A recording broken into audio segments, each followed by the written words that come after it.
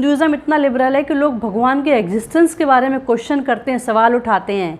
TV में बड़ी बड़ी डिबेट्स होती हैं, कहते हैं कि भगवान राम कैसे भगवान है जो अपनी पत्नी सीता को रावण से नहीं बचा पाए। कुछ लोग कहते हैं कि शिवा जो अपनी मरी पत्नी को कंधे पे लिए यहाँ वहाँ भटक रहे थे, और यही सब कुछ केरला स्टोरी में भी दिखाया गया। ऐसे ही आजकल बहुत सारे फ़ोटोज़, पोस्टर्स सोशल मीडिया पे आपको मिल जाएंगे जिसमें भगवान शंकर की फ़ोटो है गांजा पीते हुए, स्मोकिंग करते हुए। बहुत सारे लोग शिवलिंग को मेल फीमेल रिप्रोडक्टिव ऑर्गन से कंपेयर करते हैं, और हैरानी तब होती है जब ऐसा कहने वाले वो हिंदू ही हैं जो शिव भक्त भी हैं। दिस इज़ सो सैड कि अपने ही रिलीजन को मानने वाले, अपने ही धर्म को मानने वाले लोग ही अपने धर्म के बारे में मिसअंडरस्टैंडिंग रखते हैं और उसको सुनते हैं और फैलाते भी हैं। सबसे पहली बात तो शिवा और विष्णु कोई नॉर्मल इंसान हमारे जैसे तो है नहीं, लेकिन हाँ भगवान को समझने के लिए, उनसे कनेक्टेड फील करने के लिए पुराणों में, वेदों में ऐसे कैरेक्टर्स डिपिक्ट किए गए हैं, ऐसी स्टोरीज लिखी गई हैं जिससे हम कनेक्टेड फील कर सकें। शिवा जिसे ना तो सांपों के जहर का कोई डर है, ना ही गले में पड़ी मुंडमाला से कोई अशुद्धता, ना ही उनकी जटाओं में लिपटी हुई गंगा जी से कोई पवित्रता, और ना ही चिता के राख लगाने का कोई दुख, और ना ही पार्वती के साथ का कोई सुख।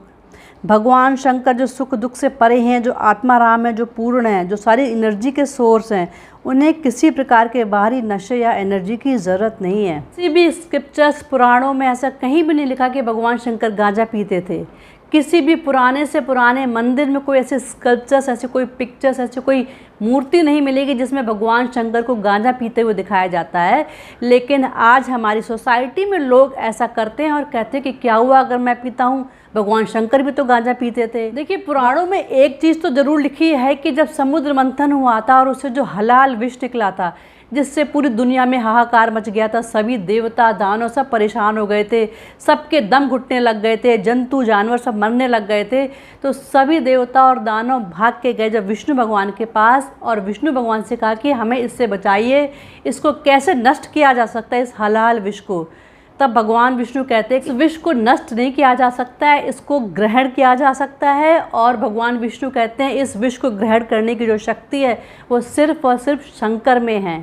फिर सारे लोग शंकर भगवान के पास जाते हैं, तब शंकर भगवान इसी विष को, इस हलाल विष को कॉन्सेंट्रेट करके पी लेते हैं और अपने कंठ में रोक लेते हैं। इसके बाद सभी देवता दानव खुश होते हैं, और भगवान शंकर ने जो विष पिया था, जो उसकी गर्मी थी, उसको कम करने के लिए ग्रैटिट्यूड में सभी देवता दानव मिलकर भगवान शंकर पर जलाभिषेक करते हैं, उन पर बेल पत्र चढ़ाते हैं, भांग के पत्ते चढ़ाते हैं, और ये सब भगवान शंकर को ग्रैटिट्यूड में किया जाता है, ना कि भगवान शंकर को इसकी ज़रूरत है। इसका एक सिंबॉलिक मतलब ये कि जैसे समुद्र मंथन में जो विष निकला था उसको आपने ग्रहण किया था, वैसे ही मेरे अंदर जो काम, क्रोध, मोह, लोभ जैसे विष हैं, जो नशे हैं, उनको मैं आपको अर्पित करता हूँ, उसे स्वीकार करिए और मुझे भक्ति और ज्ञान प्रदान करिए। दूसरी एक बहुत बड़ी मिसअंडरस्टैंडिंग है भगवान शंकर के शिवलिंग को लेके। जिन लोगों ने स्क्रिप्चर्स नहीं पढ़े, जिनको नॉलेज नहीं है, वो ये कहते हैं कि भगवान शंकर का जो शिवलिंग है वो एक रिप्रोडक्टिव ऑर्गन है। शिवलिंग एक संस्कृत वर्ड है जिसमें शिव का अर्थ है सत्य या सुंदर, और लिंग का अर्थ है चिन्ह, प्रतीक या सिंबल। इस तरह से लिटरल मीनिंग जो शिवलिंग का बनता है वो बनता है शिव का प्रतीक, सत्य का प्रतीक। और हमने हिंदी में ऐसा पढ़ा भी है जिसमें स्त्रीलिंग और पुल्लिंग के बारे में पढ़ाया जाता है, जिसमें स्त्रीलिंग होता है स्त्री का प्रतीक, पुल्लिंग मीन्स पुरुष का प्रतीक। इसीलिए शिवलिंग को शिव के प्रतीक के रूप में पूजा जाता है। शिव और शक्ति पुरुष और प्रकृति के मिलन का प्रतीक है, जिसमें प्रकृति जो इस क्रिएशन से पहले थी, जो अनंत है, जो इस ब्रह्मांड में निहित है, उसको एक्टिवेट करता है पुरुष।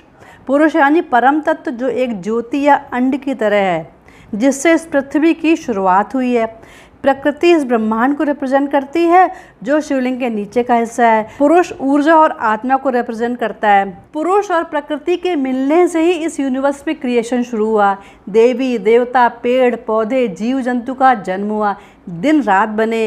इस तरह से सृष्टि की शुरुआत हुई शिव और शक्ति के मिलने से। पुरुष और प्रकृति को सिम्बलाइज करता है शिवलिंग। इसको एक दूसरे एग्जाम्पल से भी समझते हैं। हमारा जो पूरा यूनिवर्स है दो चीज़ों से मिलकर बना है, एक है पदार्थ और दूसरा ऊर्जा। हमारा शरीर जो पदार्थ यानी 5 एलिमेंट से मिलकर बना है, वहीं आत्मा ऊर्जा से बनी है। इस प्रकार शिव पदार्थ और शक्ति ऊर्जा का प्रतीक है, और वही शिवलिंग है। इन सिंपल वर्ड्स, एक सिंबल जो इस ब्रह्मांड, इस यूनिवर्स के शेप का है, वही शिवलिंग है। विष्णु पुराण में इस यूनिवर्स के एक्सिस या स्तंभ के बारे में लिखा हुआ है और इसी के चारों तरफ ये पूरी क्रिएशन बनी हुई है।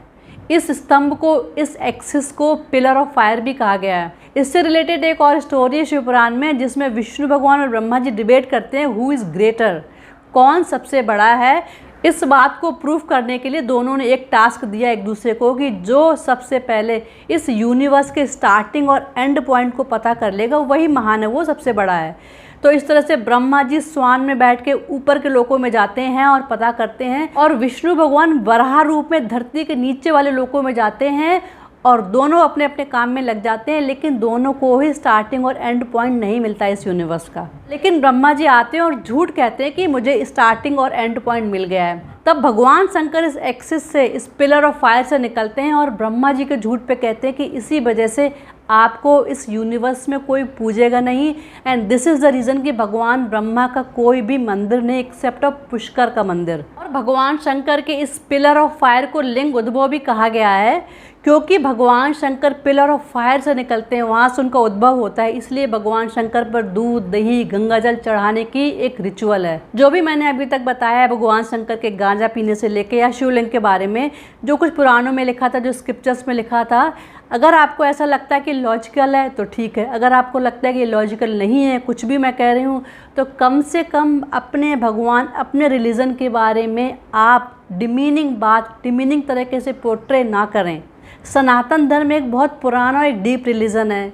इसके पीछे के लॉजिक को समझने के लिए अगर हम कुछ बुक्स पढ़ते हैं, स्क्रिप्चर्स को पढ़ते हैं, कुछ लर्नेड लोगों को सुनते हैं, तो शायद हमारी अंडरस्टैंडिंग बढ़ सकती है। लेकिन कभी भी डाउट करके हमें अपने रिलीजन और भगवान के बारे में नहीं देखना चाहिए।